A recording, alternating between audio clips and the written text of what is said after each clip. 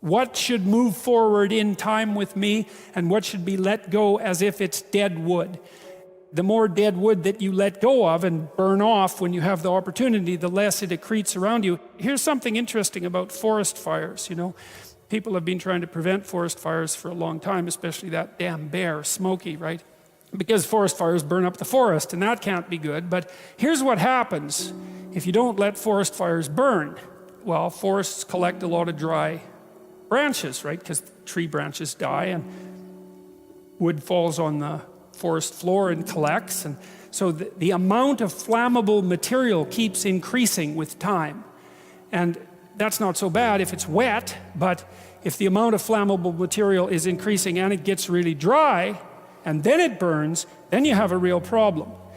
The forest fire can burn so hot that it burns the topsoil right off, in which case you don't have a forest at all anymore, you just have a desert. And lots of trees are evolved to withstand forest fires of a certain intensity, and some won't even release their seeds unless there's been a fire. And so a little bit of fire at the right time can stop everything from burning to the ground. And that's also a really useful insight, a metaphorical insight into the nature of sacrifice, right? It's also a lot easier to let go of something when you're deciding to let go of it, because you've decided yourself that you're done with that. It's a weak part of you. It needs to disappear. You do that yourself, it's much better and much easier than it is if it's taken away from you forcibly, in which case you're very much likely to fight it. A lot of what people regard as their own personalities and are proud of about their own personalities aren't their own personalities at all. They're useless idiosyncrasies that differentiate them trivially from other people. They have no value in and of themselves. They're more like quirks. I remember once I was trying to teach a particularly stubborn student about how to write. And she had written a number of essays in university and got universally walloped for them. And the reason for that was she couldn't write, really at all. She was really, really bad at writing. And so I was sitting down with her trying to explain to her what she was doing wrong. And she was being very annoying about it, very recalcitrant, very, very unwilling to listen. That was a pearls before swine thing, And at one point she said, I can write perfectly well. This university professors just don't like my style. And I thought, what the hell's with you? You can't even write and you think you have a style. Instead of humbling herself, she was proud of her insufficiency. That's arrogance, right? That's not humility. It's self-deception and arrogance. To be proud of your insufficiency, that's a very foolish thing. And that means to cling to the parts of you that are dead. As you elevate your aim, you create a judge at the same time, right? Because the new ideal, which is an ideal you, even if it's just an ideal position that you might occupy, even if it's still conceptualized in that concrete way, that becomes a judge because it's above you, right? And then you're terrified of it, maybe. That's why you might be afraid when you go start a new job, right? This thing is above you and you're terrified of it and it judges you. And that's useful because the judge that you're creating by formulating the ideal tells you what's useless about yourself, and then you can dispense with it. And you want to keep doing that, and then every time you make a judge that's more elevated, then there's more useless you that has to be dispensed with.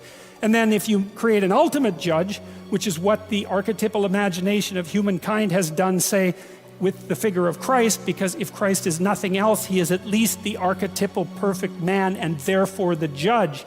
You have a judge that says, get rid of everything about yourself that isn't perfect. And of course, that's also what God tells Abraham, right? He says to be perfect, to pick an ideal that's high enough, and you can do this. The thing that's interesting about this, I think, is you can do it more or less on your own terms. You have to have some collaboration from other people, but you don't have to pick an external ideal. You can pick an ideal that fulfills the role of ideal for you. You can say, okay, well, if things could be set up for me the way I need them to be, and if I could be who I needed to be, what would that look like? And you can figure that out for yourself, and then instantly you have a judge. And I also think that's part of the reason people don't do it, right? Why don't people look up and move ahead? And the answer is, well, You start formulating an ideal, you formulate a judge. It's pretty easy to feel intimidated in the face of your own ideal. That's what happens to Cain versus Abel, for example. Then it's really easy to destroy the ideal instead of to try to pursue it, because then you get rid of the judge. Lower the damn judge if it's too much. Like if your current ambition is crushing you, then maybe you're playing the tyrant to yourself, and you should tap down your ambitions, not get rid of them by any stretch of the imagination, but at least put them more reasonably within your grasp. You don't have to leap from point 1 to point 50 in one leap, right? You can do it incrementally. But I really like this idea. I think it's a profound idea that the process of recapitulating yourself continually is also the process of, it's a phoenix-like process, right? You're shedding all those elements of you that are no longer worthy of the pursuits that you're valuing.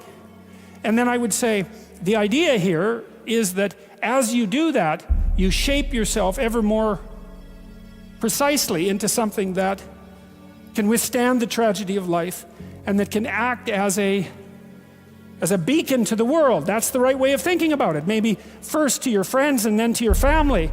It's like, it's a hell of a fine ambition, and there's no reason that it can't happen. Every one of you knows people who are really bloody useful in a crisis, and people that you admire, right?